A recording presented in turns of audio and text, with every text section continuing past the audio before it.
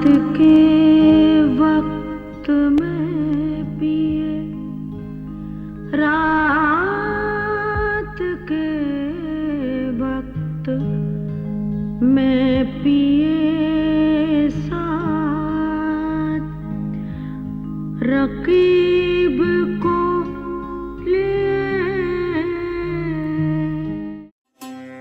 मशहूर कथक नृत्यांगना डॉक्टर उमा शर्मा, जो कि पिछले 6 दशकों से कथक नृत्य, क्लासिकल गायकी, अदायगी का जगमगाता कोहिनूर हैं। वारे वारे। इस कोहिनूर को समय के साथ साथ शोहरत, कामयाबी और पुरस्कारों का एक बड़ा खजाना भी ईश्वर ने दिल खोल कर दिया। 1973 में पद्मश्री, बाद में संगीत नाटक अवार्ड्स, साहित्य कला परिषद अवार्ड्स, 2009 में पद्म विभूषण से नवाजा गया। एक सुसंस्कृत और भारतीय संस्कृति के आलकंठ पल्लवित परिवार में डॉक्टर उमा शर्मा की परवरिश वसुदेव कुटुंबकम के माहौल में हुई। जल्द ही ये तय हो गया था कि कथक नृत्य में ही अब आगे बढ़ना है।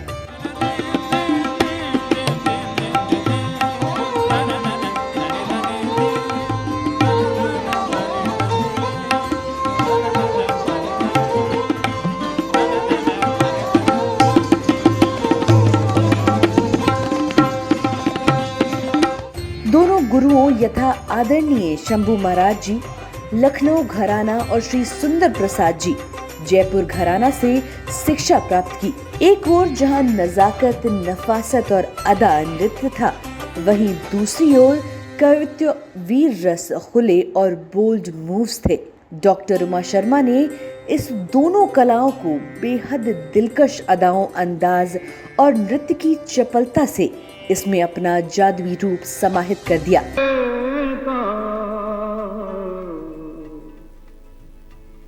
आशिकी सब्र तलब और तमन्ना बेकार, दिल का क्या रंग। अनेकों नेक साहित्यकारों, गीतकारों या अन्य सृजन कर्मियों की रचनाओं को सजीव और दिलकश अंदाज में प्रस्तुत किया। इनमें कुछ प्रमुख नाम डॉक्टर हरिवंश राय बच्चन, हृदय सम्राट भूतपूर्व प्रधानमंत्री स्वर्गीय अटल बिहारी वाजपेयी, मरहूम कैफी आजमी, गालिब इत्यादि। आज भी डॉक्टर उमा शर्मा कथक की सेवा में समर्पित हैं, उसी जोश और जज्बे के साथ जैसा कि मशहूर मरहूम सरदार खुशवंत सिंह जी ने कहा था कि उमा शर्मा के जिस्म और आत्मा में बस नृत्य ही नृत्य है। ऐसी महान हस्ती से खास बातचीत की हमारे रेजिडेंस एडिटर सूर्यकांत शर्मा ने।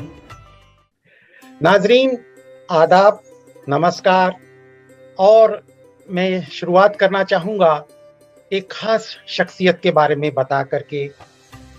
हजारों साल नरगिस अपनी बेनूरी पे रोती है, बड़ी मुश्किल से होता है चमन में दीदावर पैदा। नाजरीन, शायर इकबाल का ये शेर अपने आप में कहानी बयां करता है। एक कहानी बयां करता है उन हस्तियों की, उन लोगों की जिन्होंने अपनी मेहनत और सिर्फ मेहनत से अपनी शोहरत को भी कमाया, अपनी कामयाबी की बुलंदियों को भी छुआ और कोहिनूर की मानींद जगमगाए।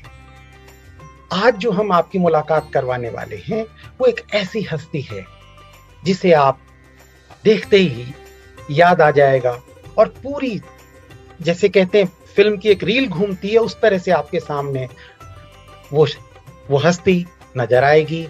वो कोई और नहीं, कथक की दस्तखत मशहूर नृत्यांगना, पद्मश्री, पद्म विभूषण डॉक्टर उमा शर्मा आज हमारे साथ मौजूद हैं। उमा जी, नमस्कार। नमस्कार। नमस्कार। दस्तक टाइम्स की ओर से मैं आपको मुबारकबाद पेश करता हूं और आप इतने मुश्किल समय में भी अपना कीमती वक्त निकाल करके हमसे रूबरू हो रही हैं, इसके लिए आपका तहे दिल से शुक्रिया।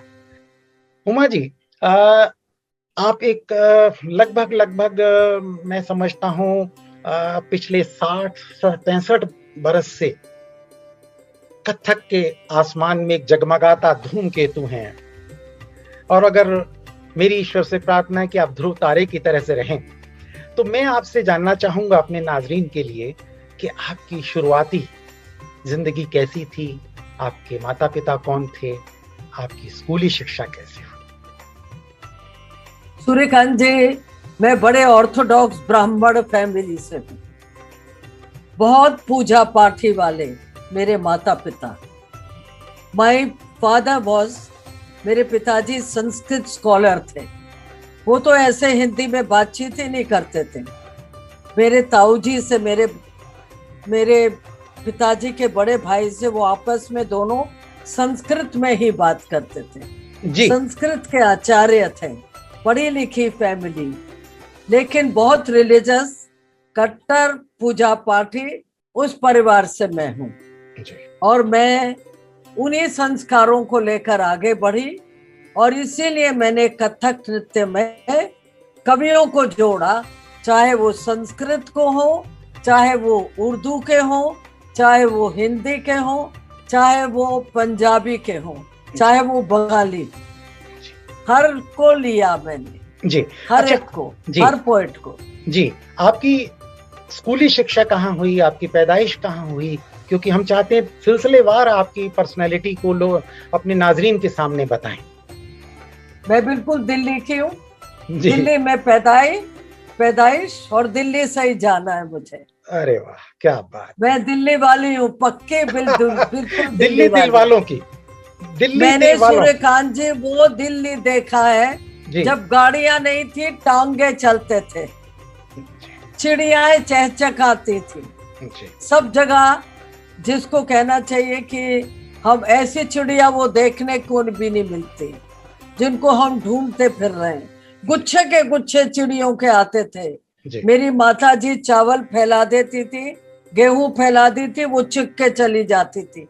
बड़ा परेशान। दिल्ली बहुत सुंदर था, फुल ऑफ मॉन्यूमेंट्स, जहाँ देखो बड़े खूबसूरत हरियाली, और कोई क्राइम नहीं था, कुछ भी ऐसी बात नहीं थी। रात रात को 11 बजे हम घूमने निकल जाते थे। मैं तब बंगाली मार्केट में रहा करती थी जी। और मेरे पिताजी को शौकिया संगीत का, बहुत क्लासिकल संगीत का बहुत शौक था। जी। अच्छा मैडम, ये बताइएगा कि कथक के बारे में कैसे आपके जहन में आया और कब आपने एक अंदाजा या एक पुख्ता व्यू लिया कि बस अब मुझे कथक ही करना है? देखिए, जहां सितारे ले जाते हैं वही इंसान जाता है।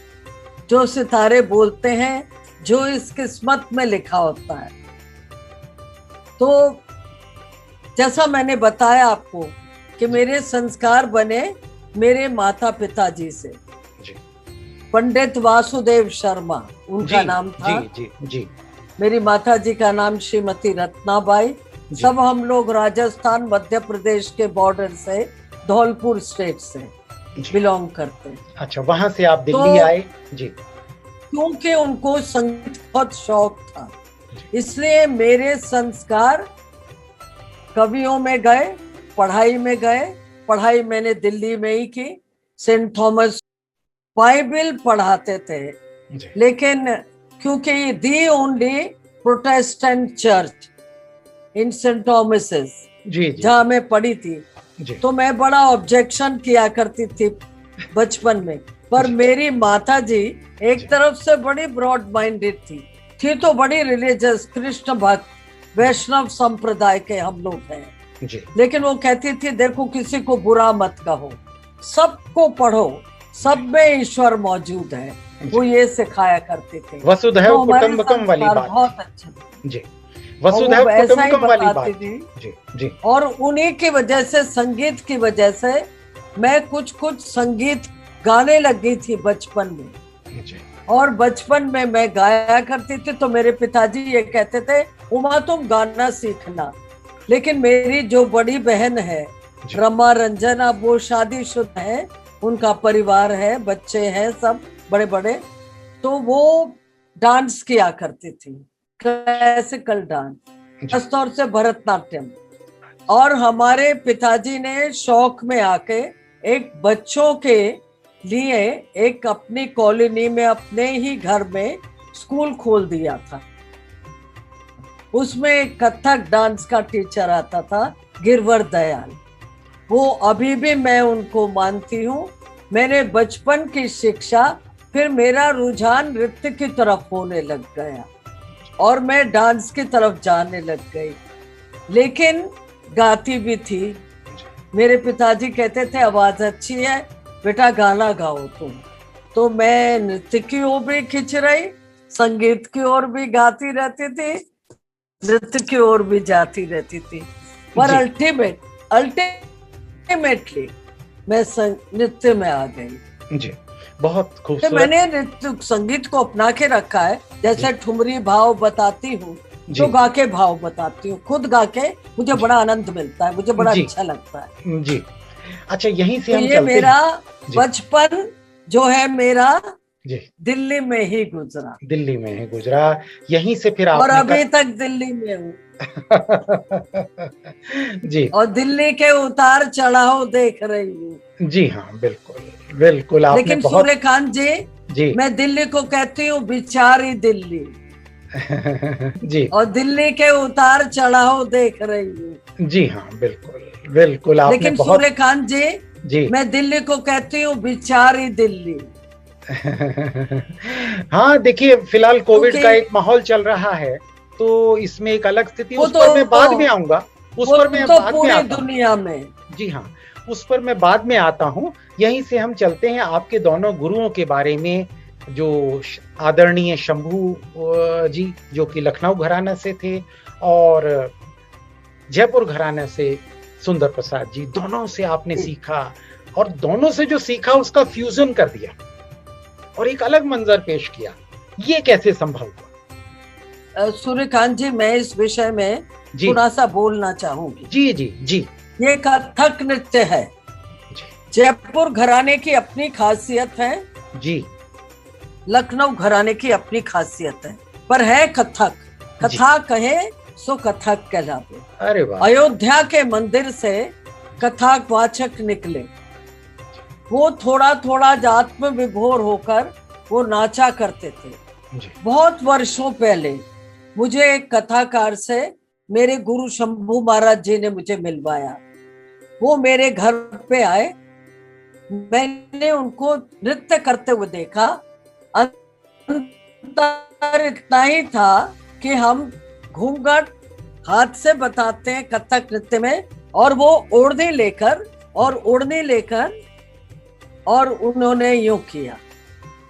तो ये सब जो बातें थी जी ये मैं देखती चली गई, और गुरु शंभू महाराज जी से भी शिक्षा लेती रही, गुरु सुंदर प्रसाद जी से भी। खासियत सिर्फ ये है, दोनों कथक हैं, लेकिन जयपुर घराने ने कवित्व पे बहुत जोर दिया है। जी। दूसरी तरफ लखनऊ घराने में ठुमरी भाव पे बहुत जोर है। उनके ओपन मूवमेंट्स हैं, जी ओपन जी मूवमेंट्स हैं, जी नजाकत भी है। लखनऊ घराने से लखनऊ को लेते हुए लखनऊ की जो एक नजाकत है वो जी। कथक नृत्य में समाई लखनऊ घराने में। और जयपुर क्षत्रिय विगरस, जी वो जयपुर वीरस। की क्षत्रियता जी वो उसमें समाई। जी तो लेकिन है, मैं उसको कथक ही बोलती हूँ, पर दोनों से अपनी अपनी शिक्षा मैं ग्रहण करती रही, सीखती रही। दोनों के पास जाती थी, उनका भी सीखती थी, और वो कैसे बताते थे हूबहू उसी को मैं कॉपी करती थी। जी जी मुश्किल था, लेकिन फिर भी मेरे में इच्छा जो शक्ति will power आपकी जो थी। जी, आपकी इच्छा शक्ति हाँ, ने एक अहम रोल अदा किया। और शौक, सबसे बड़ी बात है शौक और साधना। जी मुझे शौक बहुत था। देखिए, जब तक शौक नहीं होगा जी तब तक ये चीज आपके पास नहीं आएगी। जब आपका शौक होगा तो आप प्रैक्टिस भी करेंगे, रियाज भी करेंगे, सीखेंगे भी, और उसमें समझ आएंगे। जी अच्छा, अभी आपने बताया कि संस्कृत वार्तालाप से आपके घर परिवार में एक माहौल रहता था, फिर संगीत का माहौल रहा, उसके बाद आपकी बड़ी सिस्टर भी आई जो कि भरतनाट्यम करती थी। तो संभवतः ये एक पूरी जो पूरा जो पैनोरमा बना, श्रृंखला जो बनी, उसने आपको अदाकारी में भी मौका दिया, गायकी में भी मौका दिया, और कथक तो आपके माँ सरस्वती कृपा से आपके शरीर में आ ही गया। तो हम चाहेंगे हमारे नाजरीन के लिए आप कोई बेहतर सा, मीठा सा, सुरीला सा कुछ गुनगुना दे। मैं गुनगुना देती हूँ जी। मैं एक छोटे से पहले तो ठुमरी बताती हूँ जो मैंने शंभू महाराज जी से सीखी थी जी, लखनऊ घराने की। और उसको मैं गा के ही बताऊंगी। ठुमरी भाव है जैसे कृष्ण, एक सखी देखती है रास्ते में कृष्ण आ रहे हैं, हेरी डगर, रास्ता डगर यानी कि रास्ता डगर चलता देखो देखो देखो देखो श्याम मेरो मन लीनो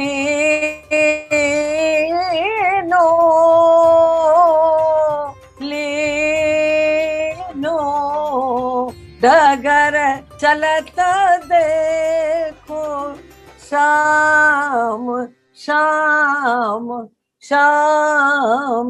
ये तो ठुमरी है जी, जो मैंने उनसे अभिनय सीखा। और महाराज जी तो, शंभू महाराज जी तो अभिनय चक्रवर्ती थे जी। और अभिनय किस प्रकार से होता है वो आंखों से। अब देखिए, देखने का जो मैंने बताया वो कैसे था, देखो देखो देखो देखो देखो देखो शाम। शाम की नजर अलग हो गई जी। देखो देखो देखो, सखी से कह रही है देखो देखो देखो शाम शाम। शाम रंग आसमान का भी होता है जी। शाम मेरो मन लीनो लीनो। ये तो शंभू महाराज जी से ठुमरी भाव जो मैंने सीखा। अनेकों भाव बहुत बड़ी गहराई पे उतरते थे वो और इम्प्रोवाइज करवाते थे। तरह तरह की नजर बनना ये अभिनय है और अभिनय आंखों से है जी। आंखों से अभिनय बनता है। तब उनकी जो तालीम है उसको मैं हमेशा याद करके उन्हें प्रणाम करती हूँ जो उन्होंने खूबसूरत मुझे अभिनय सिखाया। अब इसके बाद जयपुर घराने में बड़े कवित्व सीखे जी। तांडव गति मुंडन पर नाचत गिरधारी, पम पम पम पद पटकत फम पम पम फने ऊपर, बिम बिम बिम बिनित करत नाग विदुकारी, सन सन सन सन का दिक नन नन नन नारद दिक, गंग गंग गंग गुण गंधर्व नाचत दे तारी, किन किन किन केंद्र जपत इने इने इने इंद्र कर, धन धन धन देव शरण, मम मम मम मैं हारी, बम बम बम महादेव, बम बम बम बलिहारी, बम बम। बड़ा चक्कर चलता। क्या बात। ऐसे ऐसे अनेकों कवित्व जी जी जी, अनेकों कवित्व सीखे गुरु सुंदर प्रसाद जी से। बहुत सुंदर, बहुत ऐसे सुंदर आचार्य मिलने और ऐसी शिक्षा। मैं तो ईश्वर से यही कहती हूँ, शुक्रिया करती हूँ ईश्वर का, उनका धन्यवाद देती हूँ, उनका आशीर्वाद देती हूँ कि मुझे ऐसे गुरु मिले, ऐसे माता पिता मिले जिनके अधीन होकर मैं ये शिक्षा ग्रहण करती रही। देखिए, बड़ी अजीब बात है कि अभिनय को समझना, अभिनय को बहुत गहराई में उतारना पड़ता है, अभिनय की तरफ देखना पड़ता है और आंखों से अभिनय आता है, फिर चेहरे पे आता है, फिर हाथ बनते हैं अकॉर्डिंगली, जी फिर हाथ बनते हैं। जी और उस अभिनय को अपने पे उतारना ये बड़ी गुरु कृपा के बहुत बगैर साधना संभव की नहीं। बात है। साधना जब और तक गुरु फील ना करो, जी अंदर से फील ना करो। जी अब देखिए, अब देखने का ही मैंने बताया, शाम शाम। अब राधा की नजर अलग है, राधा ये जी। घूंघट, जी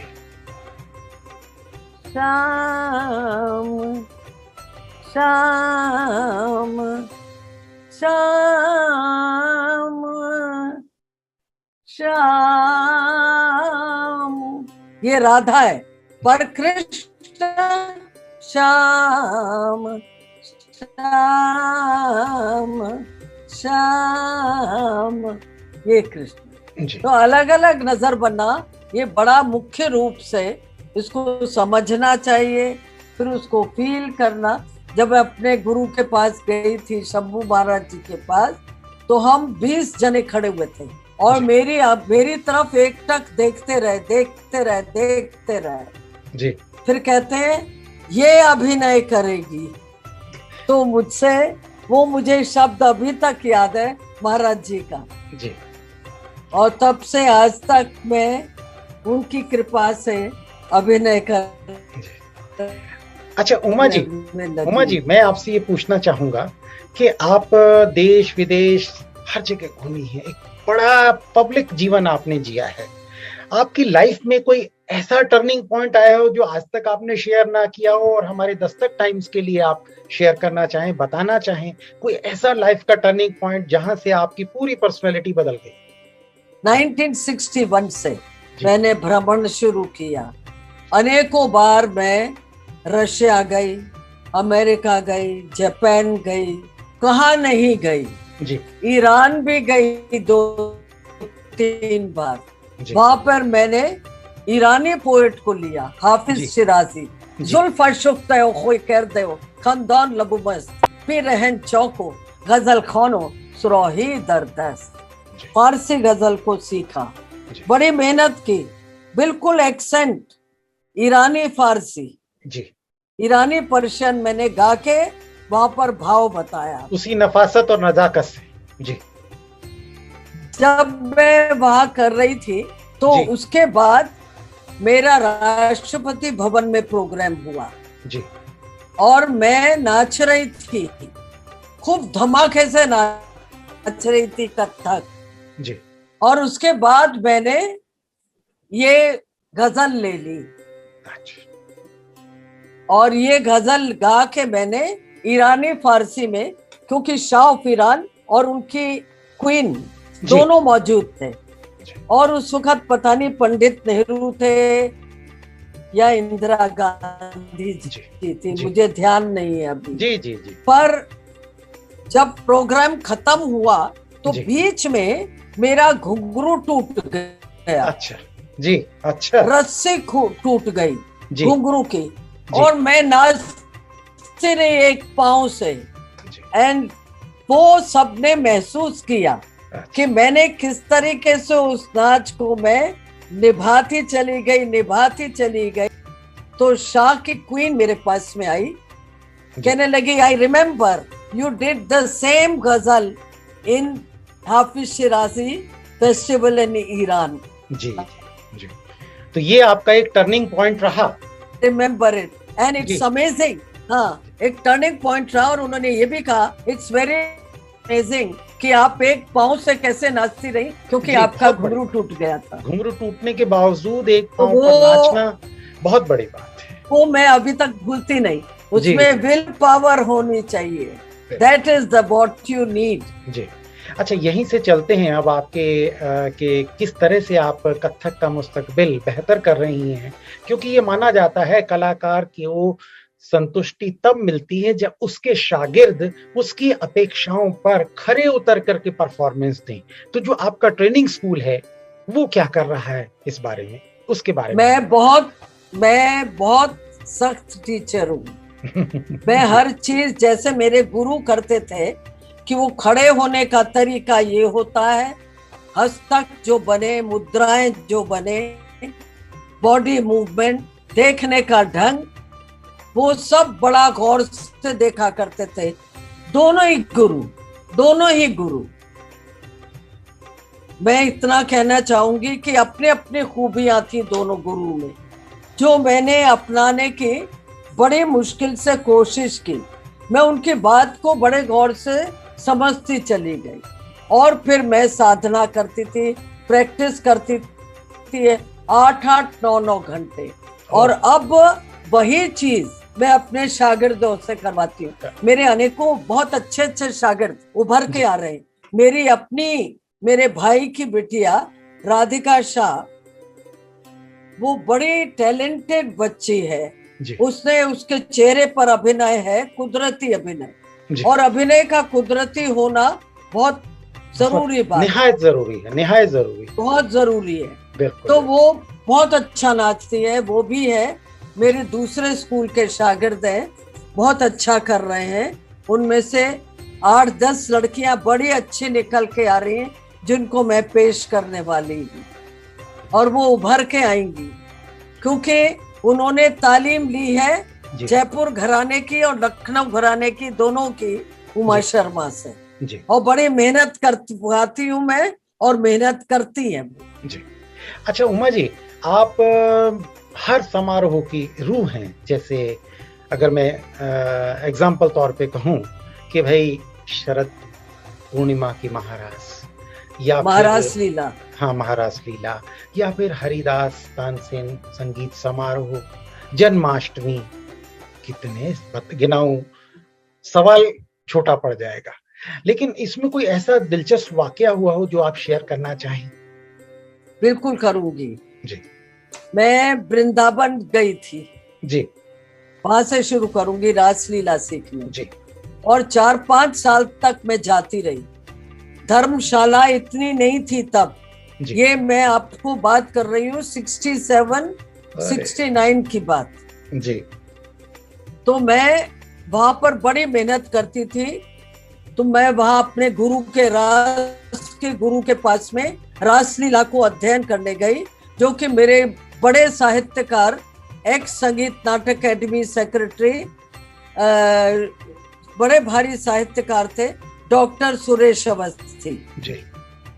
डॉक्टर सुरेश अवस्थी जी। उन्होंने मुझे कहा, उमा जाओ और तुम वृंदावन में जाके रास सीख कर आओ, जो बड़ा क्लोज है कथक के। रास में से ही कथक निकला है। कृष्ण गाथाएं कथक नृत्य में है, रासलीला में भी कृष्ण लीला है। तो मैं वृंदावन पहुंची थी। मैं ज्यादा लंबा नहीं करके मैं अपने गुरु से मिलने गई, जो राजधारी थे, बड़े उच्च कोटि के गुरु, और उनका नाम था, मुझे याद आ जाएगा, मैं बता दूंगी, श्री लाडली शरण जी। जी जी, लाडली शरण जी। जी, लाडली शरण जी। तो मैं उनके आश्रम पे पहुंची, मन के नहीं आ रहे, 2 दिन हो गए, और मैं वहां बैठी हुई उधर धर्मशालाओं से एक धर्मशाला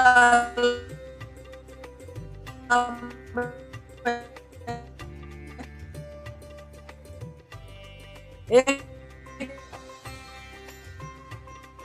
हफ्ते से ज्यादा रहने नहीं देते थे।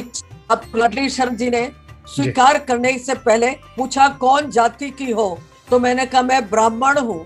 फिर उन्होंने पूछा, कौन गोत्र है तुम्हारा? तो मैंने कहा मेरा कौंडिल्य। अल्लाह बेटा को दूध का गिलास पिलाओ, क्योंकि वो खुद भी ब्राह्मण थे, खुद भी कौंडिल्य गोत्र के थे, और मैं शर्मा परिवार से थी, ब्राह्मण परिवार से। तो उन्होंने मुझे स्वीकार किया। फिर शिक्षा ली मैंने। रासलीला को मैं लेकर आई दिल्ली, सेमिनार किया, कपिला वात्सायन आके, उसमें मेरे दोनों गुरु आए, श्री बिरजू महाराज जी आए, सभी लोगों ने वो कार्यक्रम देखा।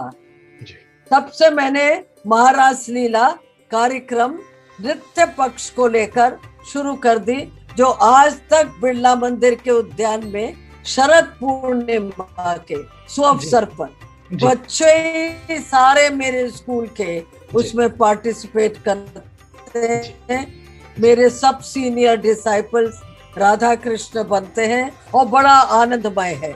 मैं तो कहती हूँ सबसे कि जो भी दिल्ली में हो वो अवश्य आए बिरला मंदिर के पीछे लॉन्स में और आके महाराज लीला देखे, नृत्य नाटिका। जी, एक्स अब तो पंडित ज्वाला प्रसाद रहे नहीं, उनका उसमें संगीत बहुत सुंदर, संगीत बहुत सुंदर, नृत्य नाटिका। और इसी प्रकार से मैं आज तक महाराज लीला को शरद पूर्णिमा, जबकि कृष्ण ने रास किया था, एक तो उन्होंने शरद पूर्णिमा पे किया और एक कार्तिक पूर्णिमा पे रास किया था। ये महत्व रखती है दोनों पूर्णिमाएं।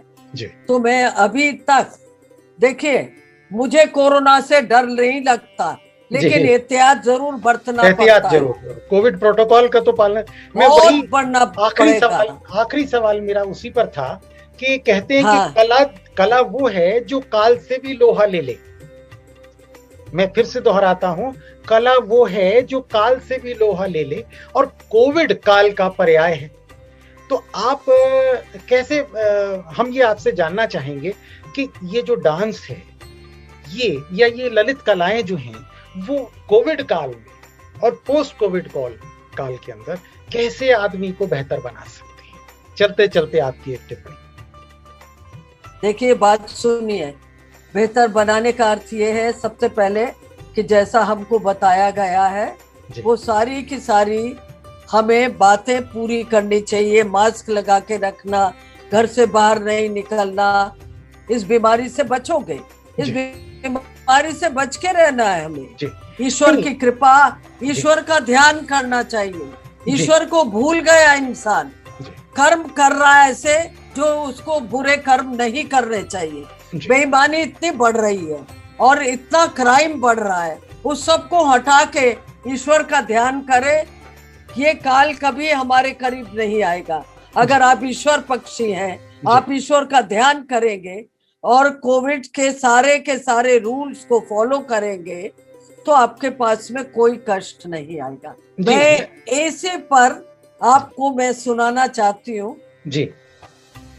मोरे सैया जी उतरेंगे पार हो, नदिया धीरे बहो, हो मोरे सैया जी, हो मोरे सैया जी उतरेंगे पार हो, नदिया धीरे बहो, धीरे बहो, धीरे धीरे धीरे बहो नदिया।